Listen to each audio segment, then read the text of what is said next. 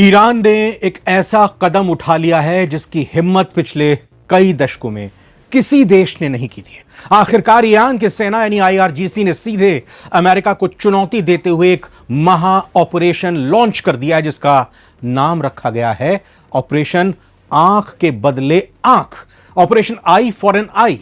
इस ऑपरेशन के तहत ईरान ने खाड़ी देशों गल्फ कंट्रीज में मौजूद अमेरिकी मिलिट्री बेसिस, एयर बेसिस पर मिसाइलों और सुसाइड ड्रोन्स की ऐसी बरसात की है जिसने पेंटागन से लेकर वॉशिंगटन तक हड़कंप मचा दिया है। जॉर्डन से लेकर कुवैत तक और बहरीन से लेकर ओमान तक, ओमान की खाड़ी तक अमेरिकी सैन्य ठिकाने इस वक्त धुएं और आग के गुब्बार में तब्दील हो चुके हैं। और सबसे बड़ी सनसनीखेज बात, अमेरिका का वो घमंड, उसका सबसे advance patriot missile defence system जिसे दुनिया अभेद्य मानती थी, अजय मानती थी, उसे ईरान की मिसाइलों ने खिलौनों की तरह हवा में उड़कर तबाह कर दिया है। ईरान ने साफ साफ कह दिया है कि यह तो बस शुरुआत है, अभी तो पार्टी शुरू हुई है। 140 अमेरिकी हमलों के बाद बौखलाए ईरान ने दुनिया के उन सभी देशों को खुली धमकी भी दी है जो अमेरिका का साथ अभी भी दे रहे हैं। ईरान का कहना है कि अगर अमेरिका की मदद की तो हमारे गुस्से से साथ देने वाला कोई भी देश नहीं बचेगा। आज सारी दुनिया में हम इस महायुद्ध की हर एक इनसाइड स्टोरी और इस खतरनाक ऑपरेशन आंख के बदले आंख की पूरी कुंडली आपके सामने खोलकर रखने वाले हैं। वीडियो को बिना स्किप किए अंत तक देखिएगा क्योंकि ये सिर्फ दो देशों की जंग नहीं बल्कि आपकी और हमारी जेब पर भी असर डालने वाली जंग से जुड़ी बड़ी खबर है। नमस्कार, सारी दुनिया का वक्त, मैं रविंद्र सिंह आपके साथ।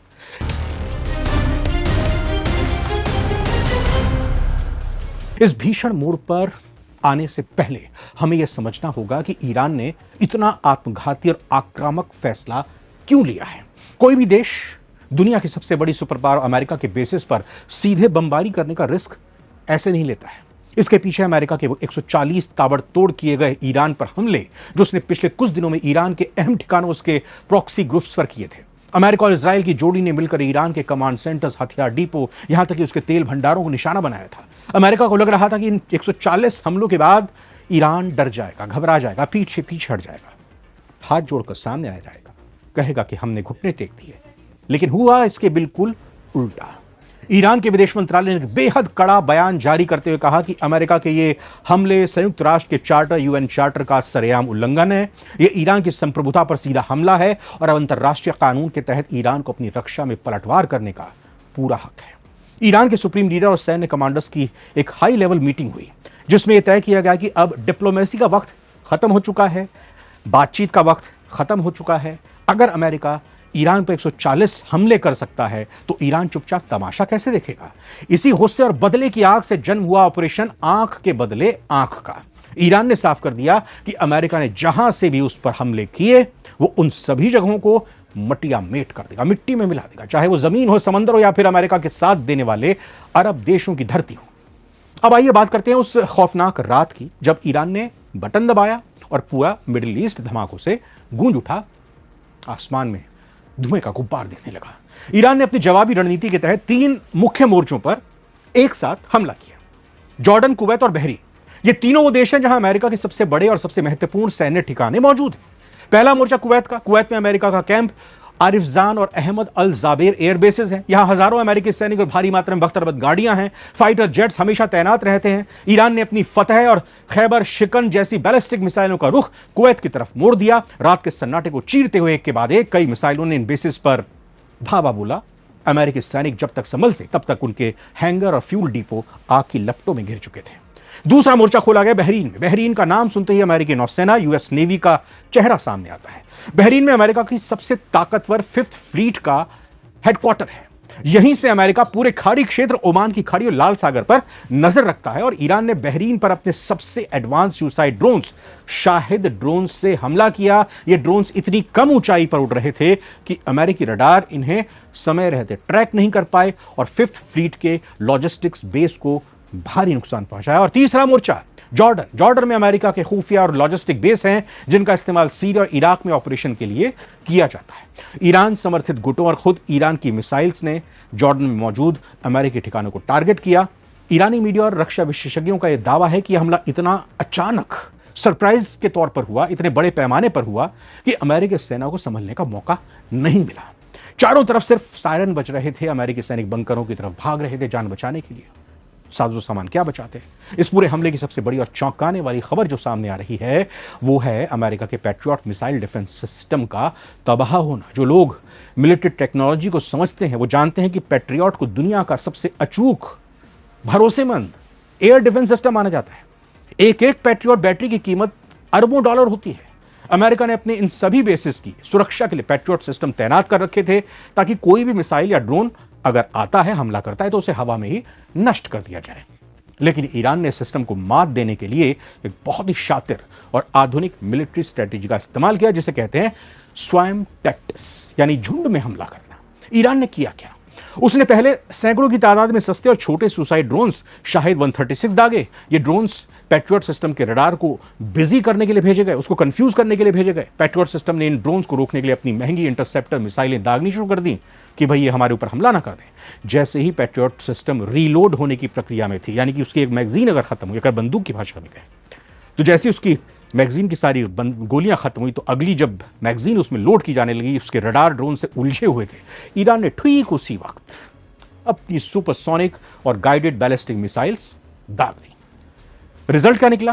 पैट्रियट सिस्टम पूरी तरह से ओवरवेल्म हो गया, यानी उसकी क्षमता से ज्यादा टारगेट आसमान में आ गए। ईरान की भारी भरकम मिसाइलें सीधे पैट्रियट की रडार और लॉन्चर पैड्स पर जा गिरी। धमाका इतना जबरदस्त जोरदार था कि अरबों डॉलर का यह डिफेंस सिस्टम मलबे के ढेर में तब्दील हो गया। दुश्मन से कैसे बच पाता, वो तो खुद ही बर्बाद हो गया। ये अमेरिका के लिए सिर्फ एक सैन्य नुकसान नहीं बल्कि उसकी मिलिट्री प्रेस्टीज, उसकी प्रतिष्ठा पर, उसकी साख पर सबसे बड़ा आघात है। पूरी दुनिया ने देख लिया कि ईरान की मिसाइल टेक्नोलॉजी के आगे पैट्रियट भी फेल हो सकता है। 140 हमले झेलने के बाद भी ईरान पलटवार कर सकता है। लेकिन ईरान की रणनीति सिर्फ इन 3 देशों में अमेरिकी बेसिस पर हमला करने तक सीमित नहीं है।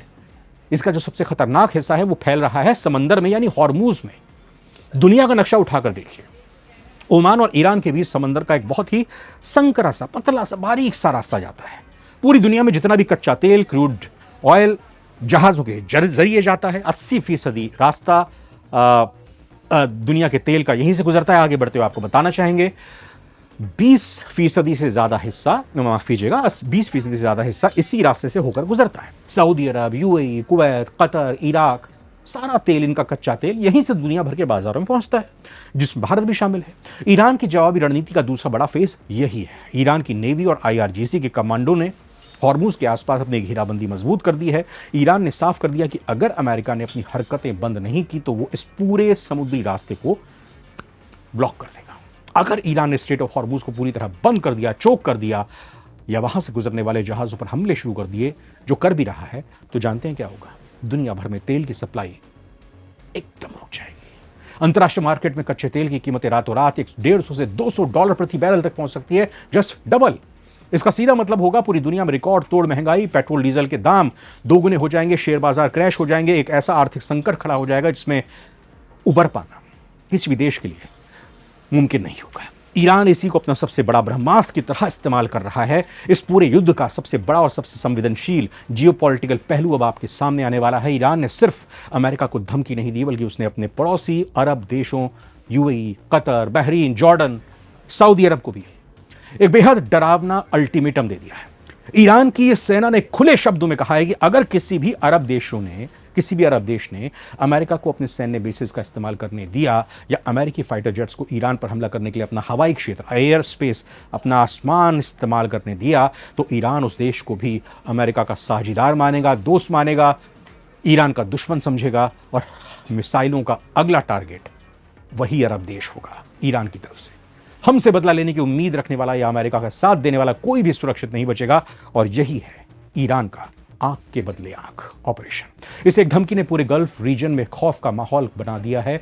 कतर में अमेरिका का अल उदेद एयरबेस है जो मिडिल ईस्ट में अमेरिका का सबसे बड़ा ठिकाना है। यूएई में अल धफरा एयरबेस है। अब इन देशों के सामने एक बहुत बड़ा धर्म संकट खड़ा हो गया है। एक तरफ वो अमेरिका के सुरक्षा कवच को नहीं छोड़ सकते, दूसरी तरफ वो अपने ठीक बगल में बैठे ईरान की मिसाइलों का निशाना भी नहीं बनना चाहते। अगर ईरान ने इन देशों के शहरों पर मिसाइलें दागनी शुरू कर दी तो इन देशों का अरबों खरबों डॉलर का टूरिज्म, बिजनेस साम्राज्य, तेल का खजाना ताश के पत्तों की तरह बह जाएगा।